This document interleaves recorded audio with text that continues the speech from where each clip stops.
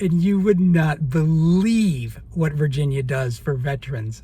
Hey, I am Chuck the bureaucrat, and a couple of days ago I got the opportunity to sit down with Dr. Daniel Gade, the commissioner for the Virginia Department of Veterans Services. If you want to check out his bio, he's a retired Army officer who was prior enlisted way back in 1992, and he has a really impressive list of accomplishments. Personally, I've lived in Virginia for 13 years, and I've always kept my home of record in Pennsylvania because I didn't understand how much Virginia actually wants to retain veteran talent. When the governor asked me to do this job, he gave me like one task, and the one task was make Virginia the best place for veterans to live, work, and raise a family. And the corollary task there, the subtask of that, is keep veterans in Virginia who transition out. The governor wants those people to stay. And we want policies, procedures, programs that support those folks staying in Virginia. We want veterans to stay in Virginia. And there's all kinds of reasons. If you look at the Virginia Beach area, the employment opportunities there are amazing. If you look at the high-tech corridor that goes from Northern Virginia west along 66, the Dulles Road there is sort of the Silicon Valley of the East. We want those people to stay here and work for Virginia's great companies. I mean, Boeing is here, Lego is here, you name it, the companies are here. If you want to know just how serious Virginia is about keeping veterans, check this out. The General Assembly, this last legislative session, the General Assembly passed a law, and the governor signed it into law, that exempted the first $40,000 of military retired pay from taxation, phased in over 4 years. So $10,000 this year, $20,000 next year, $30,000, and then $40,000 over 4 years. That's right. Virginia is joining the club of states that don't tax retired pensions. Now they're phasing it in and there's an age cap, but it's a positive step and there's momentum to expand.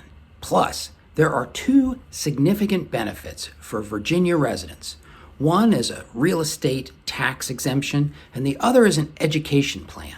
So veterans with 100% disability rating, there are about 30,000 veterans who meet that criteria in Virginia, and surviving spouses. So if the veteran dies, the benefit transitions over to the spouse, provided that he or she does not get remarried. So what that does is exempts all your property from taxation.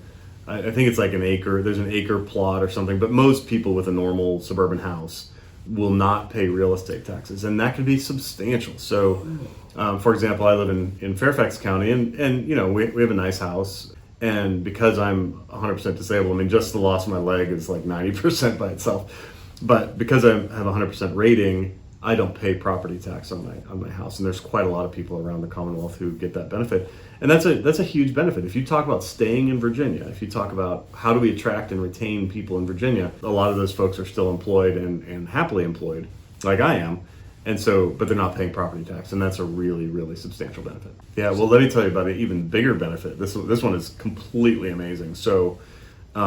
We have a program called the Virginia Military Survivors and Dependents Education Program, VMESDEP. And VMESDEP is a program where 90 or 100% disabled veterans, spouses or children, can go to any state school in Virginia for free. For free. Now, if the disability in question is related to combat, it's a combat-related disability, the student can also get a stipend. So imagine this, I have 3 kids and 1 wife. All of my children could go to Virginia Tech, they could go to UVA, they could go to William and Mary, any one of these great schools for free. If you look at Virginia Tech, even the in-state tuition at Virginia Tech or UVA is what? I don't even know, $20,000 a year, let's say. So $20,000 times 4 years is $80,000 times 4 dependents, and now you're talking about what, $250,000?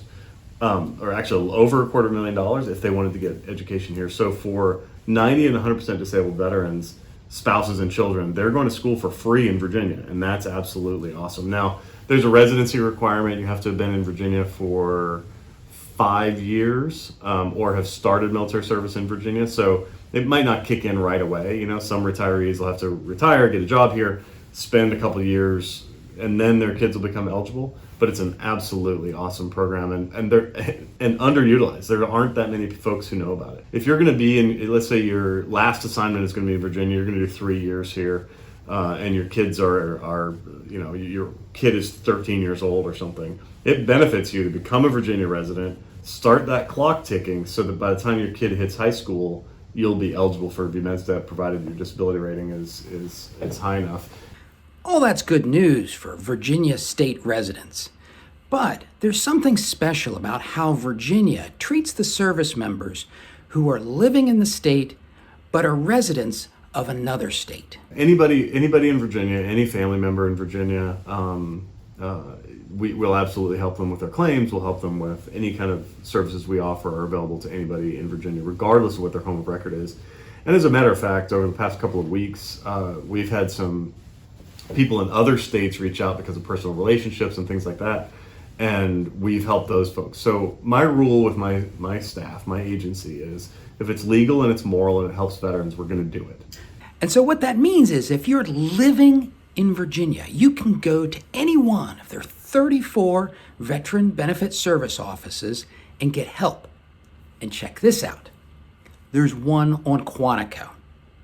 Fort Lee and Fort Belvoir, they both have a benefit office on post. There's even one inside the Pentagon. So what services do they provide? Well, here's one that impressed me. They will file your Veterans Administration disability claim electronically. We sit knee to knee with the veteran, we gather all their information on a disability claim, and then we submit that electronically to VA. So we do that for them. Oh. Yeah. So when you're seeing, when you see all these ads for, ambulance chasing law firm number 1 through infinity, trying to help veterans file their toxic exposures claims and stuff like that, and they'll do it for a fee. We do all that for free. It's already paid. It's paid by the Commonwealth of Virginia, and so we do about 20-some thousand disability claims per year. We are proud of our partners at American Legion and AMVETS and all those folks. The difference is theirs are volunteers, and those people submit those claims by paper. They send in paper. Yeah. Ours are professionally trained, staffed, certified, and we submit ours electronically. And there's another link here, which is that our claims go to a group of lawyers that we employ who review all the claims. So they'll make sure all the I's are dotted, all the paperwork's there, everything, and then we submit it electronically. And so we have a much higher sort of first round, I'll use Army terms, first round kill rate than other organizations, especially than law firms. What I always tell everybody, like, don't go to a law firm. It's a bad idea, because they're going to take a portion of the money that is in disability benefits. They're going to take a portion of that, and it's something that we already provide for free. So go to dvs.virginia.gov, find your local office, make an appointment, go see your local office. That's the right way to do that.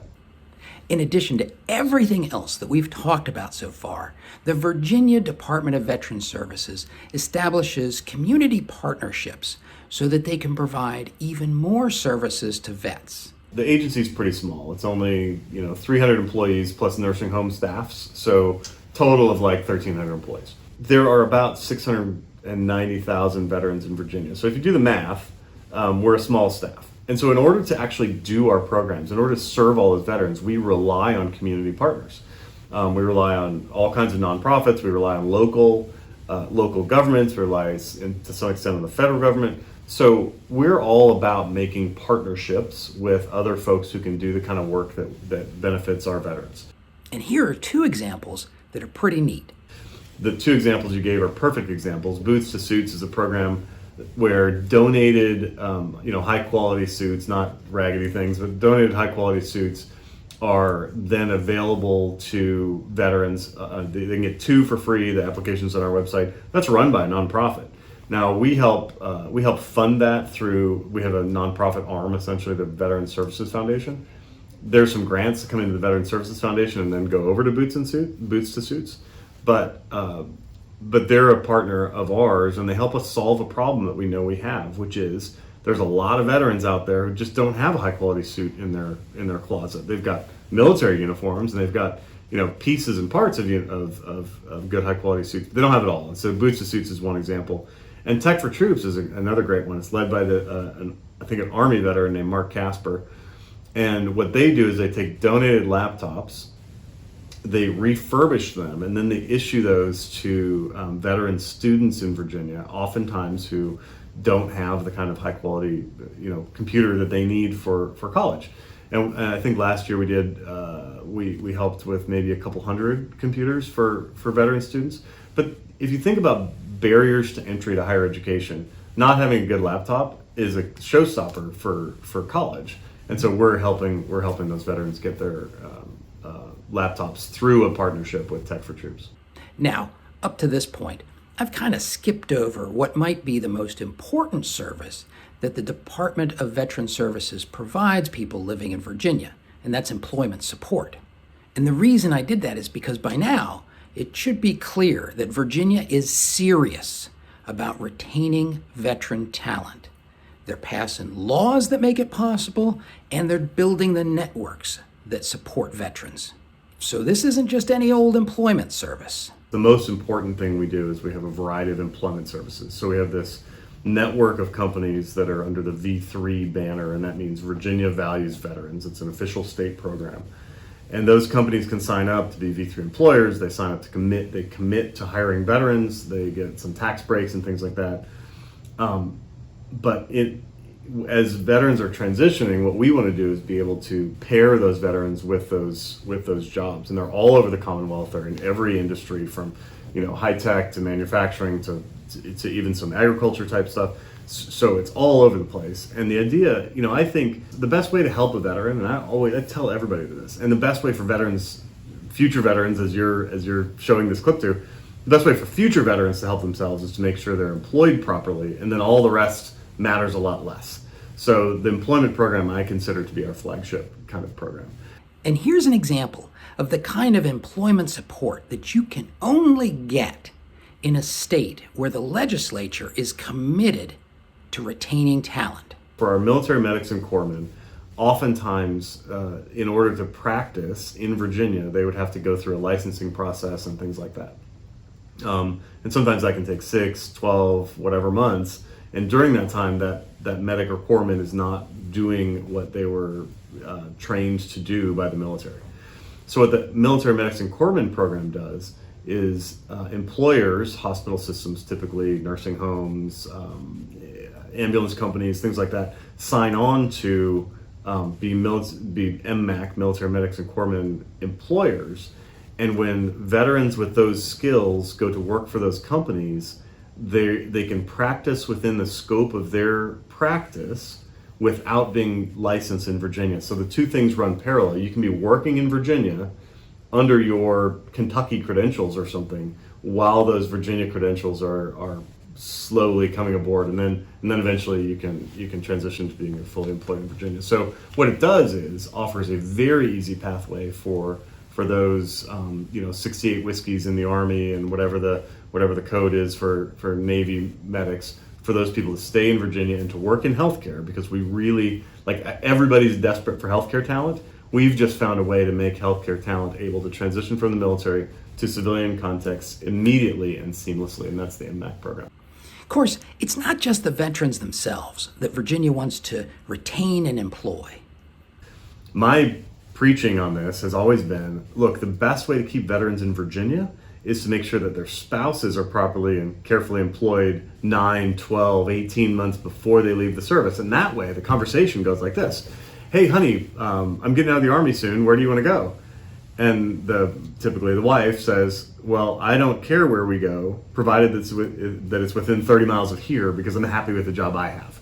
And so if we can get the spouse employed, she or he serves as an anchor to keep the veteran in Virginia with all of that human capital. Spouses are also serving. They get dragged all over, they get uprooted, their resumes are sometimes fragmented. And so there's specific things that we do to employ those. We have to employ those folks. Now look, maybe you don't buy it. Maybe you've spent a lot of time gridlocked on 95, and you're not exactly seeing the best that Virginia has to offer. But consider this. I would ask any veteran who's thinking about leaving Virginia, and let's say you're in Northern Virginia, you're at the Pentagon, you're stationed at the Pentagon. Okay, block off 3 days of your time drive west out 66, and then drive down 81, stay in Roanoke, for example, beautiful city in the Shenandoah Valley, stay in Roanoke, drive further down to Abingdon, drive across to Virginia Beach, and then work your way back up and tell me what you think of Virginia after that. Because there's if you're interested in agriculture, agriculture is the biggest industry in Virginia, right? I think military-related stuff is the second biggest industry, so all of those bases, camps, and stations generate lots of economic activity. But there are high-tech employers, there are manufacturing employers, there's solar panels, there's cows. If you want to do there's cows. Lots of cows. Wherever you want to do, but take that tour first, because Virginia is a place where you can be on the beach one day, although it'll be cold because it'll be wintertime, and you can ski the same day.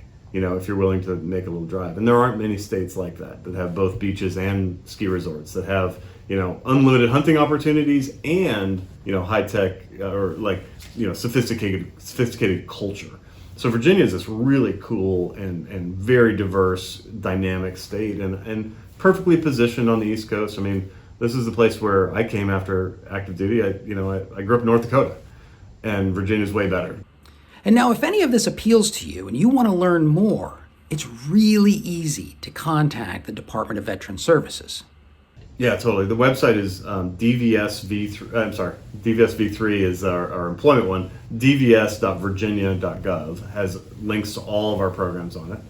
And the nice thing about this is we also have an app. There's 34 offices around the Commonwealth where you can go, where any veteran can go, or future veteran can go, make an appointment, go in, or even drop in. And any one of those locations is a place where you can access the full range of services. So those aren't benefits offices. Those are offices where where benefits people work, but where you can tap into a wide variety of other any of our programs. There's no wrong door when it comes to DVS. You can call our front desk. They'll vector you on to somebody who can help you with whatever problem you're having. Let me share this final thought. Before I did this interview and the research that went into it, I wasn't terribly excited about staying in Virginia after I retired. But now, Virginia is starting to look a lot more appealing. So the thing that I learned in this experience was that you shouldn't write anything off. Take the time, do a little investigation, and find out what's really going on. Now, watch this video to see why you should consider insuring your children under the Survivor Benefit Program.